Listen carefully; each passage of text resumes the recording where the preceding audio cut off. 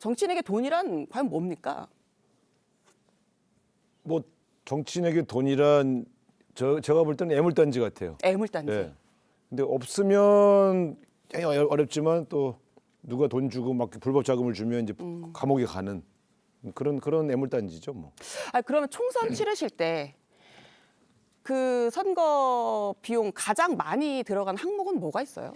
이게 2004년 그 정치관계법 개정 이전과 개정 이후로 달라요. 그래요. 예. 그러니까 제가 처음 초선 나왔던 2000년 16대 총선에는 제일 많이 들어가는 게 조직가동비하고 밥값, 술값. 동네마다 밥 사달라고 딱 모임이 친목회들이 20명, 30명씩 모이는데 네. 그거 어떻게 가서 인사하고 나오면 밥값을 한 번 안 낸 적이 있는데 연락이 왔어요. 너는 낙선시킨다. 거기까지 와서 밥도 안 사고 하니까. 예의가 없다 이런. 그래서 이 밥을 다 사야 되나? 그때 밥값만 정말 많이 들어갔어요. 얼마 정도 들어가요? 그 액수는 제가 밝힐 수가 없고 어쨌든 네. 그때 제가 한 4천만 원 정도의 전세를 살고 있었는데 그 한 10배 이상 들어간 것 같습니다.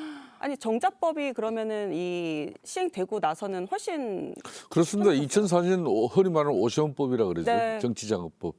그게 이제 뭐 사실상 우리 당의 전신인 그때 뭐 이해창 시절이죠. 후보 네. 시절에 2002년도 이제 흔히 말하는 차떼기 정당의 그 불명예를 털어내기 위해서 이제 정말 천신만고 끝에 이제 정치 계획인데 이 정치 계획의 핵심이 돈이다. 네.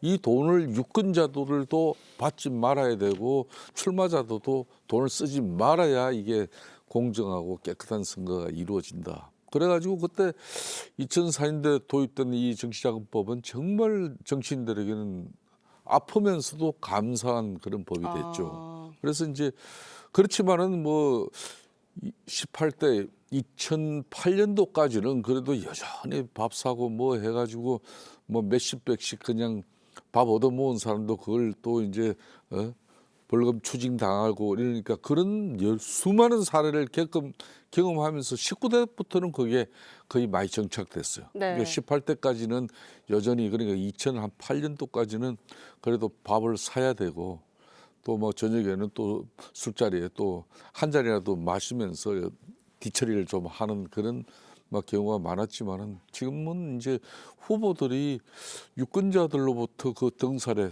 흔히 말하는 밥값 술값을 내지 않고는 선거를 못 치른다. 그런 지금 현재 소리는 그런 소리 하는 후보는 잡아 족쳐야 되거든요. 아니 근데 보통 이 선거 비용 제한액이라는 게 있잖아요. 그렇습니다. 법정 선거 운동 비용이 있어요. 네. 그러니까 이제 국회의원 가령 이제 30인 이상 정당 같은 경우는 국고 보조금이 얼마가 되고 그 미만은 또 이렇게 착착 줄어들어요. 네.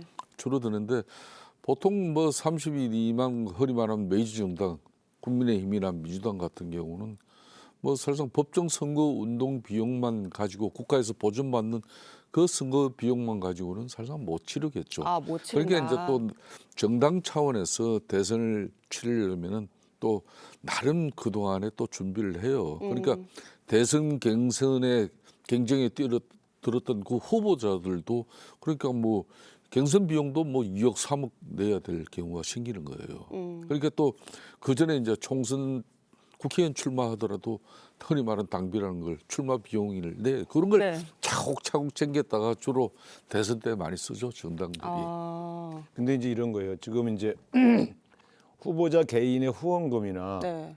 또 펀드 만든 것만으로는 이제 치를 수가 없으니까 네. 거대 정당의 경우에 이제 정당 선관위로부터 그 정당 보조금을 네. 쓰지 않습니까? 그러니까 무슨 말이냐면 액수는 제가 볼 땐 저기 김 의원님 말씀만 그 정도는 아닌 것 같아요. 그런데 거대 정당의 후보가 유리한 건 정당이 받는 선관위로부터의 보조금 이걸로 뭘 하느냐 주를 뭐로 하냐면 각 지역이 특히 원외 지역 같은 경우에 네. 정당 사무소를 만들어 주는 거예요. 거기다가 후보의 플랜카드를 걸 수 있고 원외 지역은 국회의원 사무소가 없으니까 모일 공간이 없잖아요. 네. 정당 사무소를 만들어서 운영비를 다 지원해 주는 거죠. 그러니까 후보가 돈을 내는 게 아니지만 정당이 돈을 내지만 정당 사무소니까 그러나 사실은 그건 거기서 후보의 그 지역의 선거 운동이 다 거기서 진행되는 거기서 조직 활동도 그렇죠. 하고. 그러니까 광의로만 해서 그런 비용까지 다 합치면 제가 볼 때 한 60~100억까지는 될 것 같은데 네. 그 정당 보조금을 지급하는 그 몇백억은 한 200억 정도는 대체로 그 지역 사무소 운영비. 아, 그래요. 그래서 불법적인 정치 자금이 대선에 쓰여질 가능성은 지금은 여야를 막론하고 거의 없다고 보면 됩니다. 아, 그러니까 지금 이번 같은 경우는 이번 조기 대선을 치르지만은 민주당은 이제 이재명 후보의 개인적인 뭐 부자 몸조심도 있지만 실질적으로 민주당 차원에서 뭐 이 대선 쉽게 말하면 자금을 뭐 기나게 많이 쓸 일이 없어요. 현역 의원들이 많으니까. 아무래도 현역 의원 지역 사무실이 그대로 이제 김문수 후보의 지역 사무실이 이재명 후보의 지역 사무실이 되고 있기 때문에 네. 그러니까 민주당 입장에서는 지금 이번에 이재명 후보가 펀딩도 안 하잖아요. 원래 이 선거자금 펀딩은 이거 전문은 민주당이에요. 오늘 뭐 우리 유시민 그러니까 당시 후보가 했던. 그러니까 오늘 김문수 후보 당시 같은 유시민 경우 후보가 펀딩한 거는 국민참여당 네.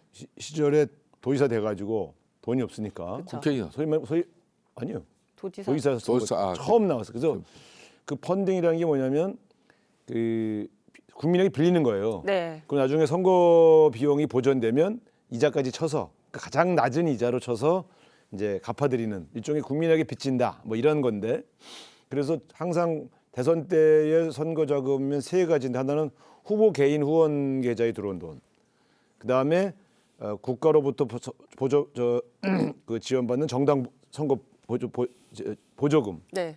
그 다음에 세 번째가 이제 그것도 부족하니까 펀드를 조성해서 돈을 빌린 다음에 나중에 보조금이 이제 보전되면 그걸 돌려주는 이 세 가지 영역인데요. 지금 이번에 이재명 후보가 세 번째 거를 좀 해야 되냐 말아야 되냐 고민하다가 펀드로 안 하고 어차피 빌리는 거니까 아예 대출을 받자 이렇게 결정을 했어요. 뭐 근데 그 이유는 최근에 우리 이상하게 그 민주당의 이재명 후보가 앞장선다고 이제 이게 소문이 나니까 그래서 네. 그런 건지 소위 그 민주당을 사칭해서 사기가 자꾸 생기는 거예요. 어디 근데 이게 사칭 그렇지 않아도 저도 들었는데 식당에다가 사칭이 어떻게 있을 수가 있어요? 아니 이거 펀드. 식당에다가 네. 우리 민주당 선거운동원들이 오늘 한 50명 가서 밥을 먹으려고 하니까 뭐 미리 주문하겠습니다. 그래서 주문을 다 해놓고 아, 네. 노쇼. 노쇼. 네. 제가 이번에 철원 유세를 갔는데 철원 유세를 하고 있는데 거기 뒤에 누가 오셔서 숙박업을 하고 있는데 민주당 선거운동원들이 사흘간 묵는다고 방 10개를 사흘간 빌려서 네. 손님을 안 받고 기다리고 있었는데 왜 안 왔냐? 알고 보니까 그게 민주당은 그런 적이 없다. 어. 저한테 이거 고발하면 보전받을 수 있냐 그래서 이거 잡기도 어려울 거고 참 딱하게 됐습니다. 그런데 제가 화가 나더라고요. 왜 그게 뭐냐면 민주당이 마치 자영업자들에게 뭘 해놓고 고통을 주는 것처럼 여론을 만들려고 그렇게 소상공인에게 고통을 주는. 그렇죠. 그렇게 해서 막 그 괴롭히는 거거든요. 네. 그래서 제가 보면서 도대체 이런 짓들을 왜 하지? 그래서 그거 어떡합니까? 이거 저희가 도와드리지도 못하고 그랬더니 막 울면서 갔어요. 근데 그런 사례만 지금 한 10개, 20개가 당에 접수가 돼서 아, 신고가 되는구나. 네, 그래서 지금 상당히 아니 이렇게 어려운 판에 왜 선거 시기에 아무리 민주당을 괴롭히려고 해도 결과적으로 민주당이 괴롭혀지는 게 아니라 자영업자 네. 소상공인들이 힘든 거 아닙니까? 그래서 이런 일은 좀 어떻게 못하게 좀 말리시면 안 되겠어요. 그러니까 나는 이해가 안 가요.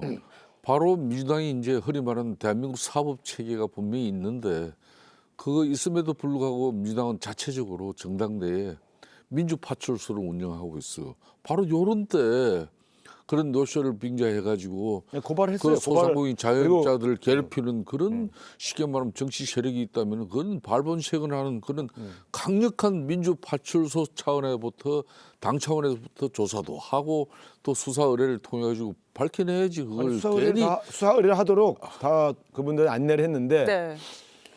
그 어쨌든 제가 볼 때는 이제 이번에 펀드 조성을 오늘 아침 선대위에서 못할 것 같다라고 네, 그래서 안 하기로 했다. 총장이 예. 보고를 하길래 그 왜 그러냐 그랬더니 이런 사건 때문에 혹시 펀드를 열었는데 누가 이재명 사칭해서 이게 펀드 계좌라고 돌려버리면 또 누군가 금융사기를 당하지 않겠냐. 아. 차라리 그냥 금융기관에서 대출을 받자 뭐 이런 얘기를 하고 있더라고요. 네. 제가 선거 치르면서 이런 게 걱정이 돼서 펀드 조성도 못할 정도인가.